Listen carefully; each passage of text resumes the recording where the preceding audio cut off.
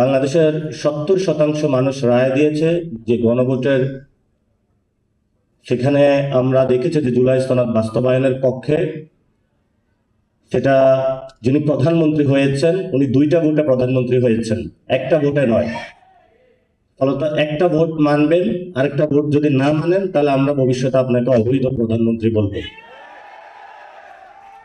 এই জন্য বাংলাদেশে যে কোনো মূল্যে, যেহেতু জনগণ রায় দিয়েছে, এই জনগণ 2026-এ যে রায় দিয়েছে, 1971 সালের আগেও এরকম একটা রায় দিয়েছিল যে আমরা বৈষম্যের বিরুদ্ধে দাঁড়াচ্ছি, আমাদের ভাত রুটি রুজি কেড়ে নেওয়ার অনেকে চেষ্টা করছে।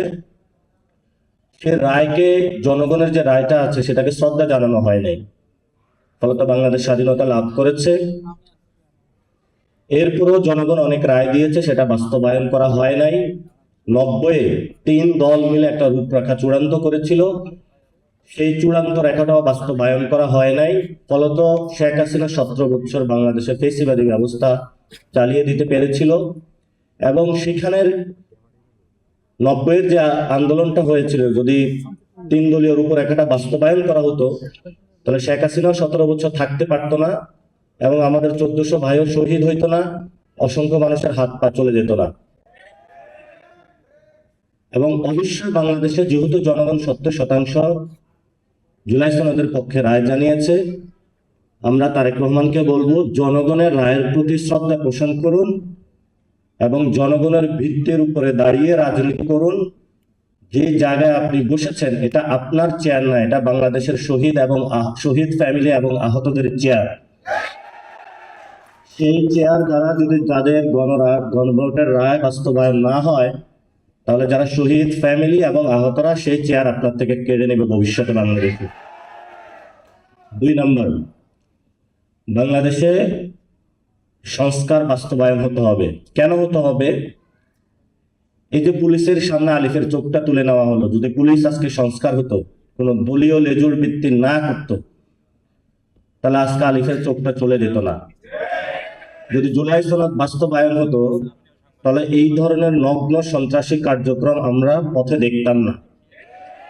সরকার একটা সংশোধন কমিটি গঠন করেছে, জুলাই সনদ বাস্তবায়ন করবে না এই মর্মে, এবং আমরা সরাসরি বলতে পারি যে বিএনপি জুলাইয়ের বিপক্ষে গিয়েছে। যদি বিপক্ষে না যাইতো তাহলে সংশোধন কমিটি তারা গঠন করতে না।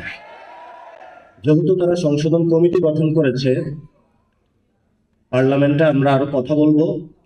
যদি এটা পার্লামেন্টে চূড়ান্ত না হয়, ইনশাআল্লাহ বাংলাদেশে যত শহীদ ফ্যামিলি রয়েছে এবং যতজন আহত রয়েছে তাদের আদালতে জুলাই সনদের রায় বাস্তবায়ন হবে ইনশাআল্লাহ।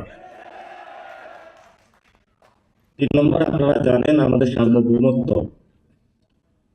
এই গণঅভ্যুত্থানের পরে আরেকজন আমাদের বীর পুরুষ ছিলেন যিনি শহীদ হয়েছেন, শহীদ ওসমান হাদি।